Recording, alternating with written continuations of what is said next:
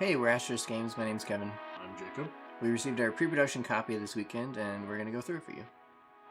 Okay, I'm just gonna start opening. Yeah, just rip it. It's pretty thick and there's a lot of tape, so there's no. Oh. It's our game. So lucky.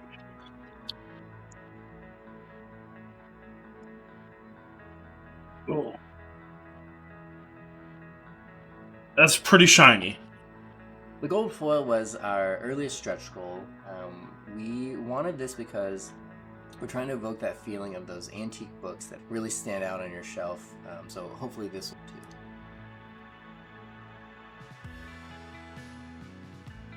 We would flip it over. Yeah, so we can talk about this.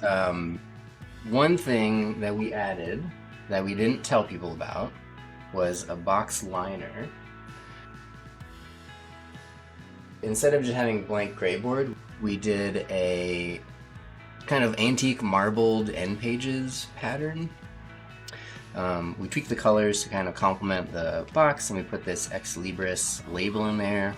If you really want to, you can put your name on that. This is just a nice little touch. It was slated to be a later stretch goal, but it was relatively inexpensive to add, so we just went ahead and did it. And just like everything else in this game, we did it because we liked it. Got a rule book. We made a pretty big effort to write it in a way that is more narrative than what you normally see from games of this complexity. For the first time seeing the mounted boards.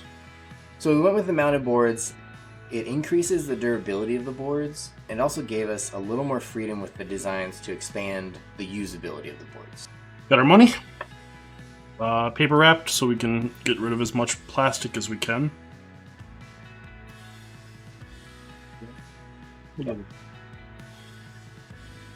We got tokens here.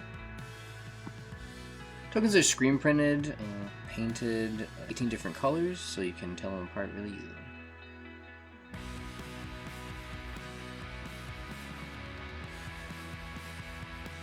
Insert sheets, so these are introductory maps. People have seen these already. This one is newer, so we have company details on the sheet that people can kind of hand around to read. Specific details about how that company works. A lot of this is based on questions that kind of came up on forums about, like, does this work in this way? What's the timing on this? That kind of stuff. Then we got our track tile manifest. This just shows what tiles are in the game and how many of each there are, so you can just kind of reference if you got all the right tiles. So next up is okay, we gotta be careful with these. So these are in the PPC. They don't do machine cut. These are cut by a plotter, so they're not like normal tiles that punch out like you're used to. They kind of just fall out because there's no connected edges or anything. So we just kind of be careful. These are just all the track tiles. This is another thing that's a little bit special that we did, is we laid these all out so the tracks connect through the whole sheet like a network.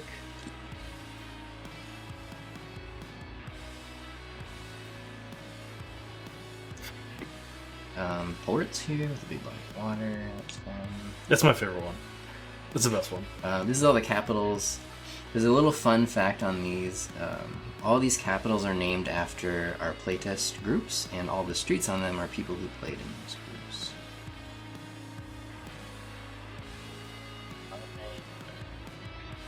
Cities.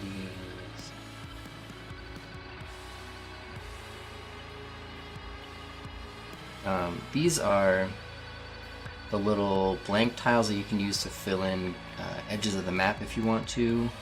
We added more to give people who want to build their own custom maps a little bit extra control, so you can add more mountains, you can add more water. There's a couple of cities here you can add if you want to, and then capitals. We have our actual map tiles, or tri-hexes.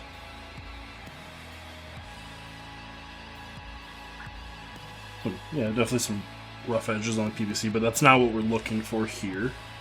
Yeah, so we're looking at color matching. Do the colors all look right? Are the images on the right sides of the sheets?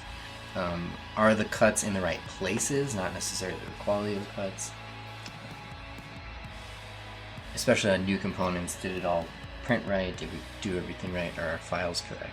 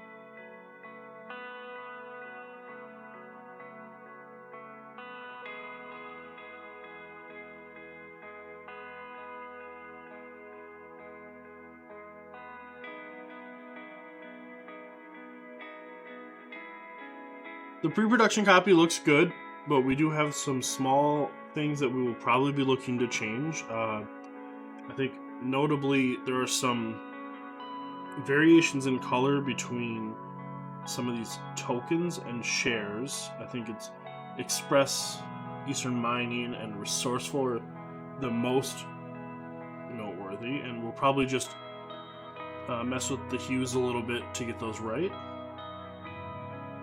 Another thing is, along those same lines, some of the home spots for miners are a little darker than we want them to be, so we're basically going to be matching a lot of this stuff back to the charter, which is the part that we feel the most kind of comfortable with where those colors are at. We'll probably revisit this gold foil. We think it's a little hot as is, and while it does look great, it's a little shinier than we wanted. And we're also going through the rulebook and making sure that everything is where it's supposed to be and says what it's supposed to say. We found a couple really small issues, so we're just going to kind of edit that file and re-upload it. I don't think this is really gonna show up super well on camera, but this bank pool has some patterning to it that makes some of the numbers a little hard to read, so we'll probably just tone that down a little bit. Other than that, I think we're super happy with it. I'm excited to get some games with this copy, and excited to get into everyone's hands. If you want to pre-order a copy of the game, it's up on BackerKit currently. If you've already backed the game, you can expect to see the survey come to your email inbox sometime in early January.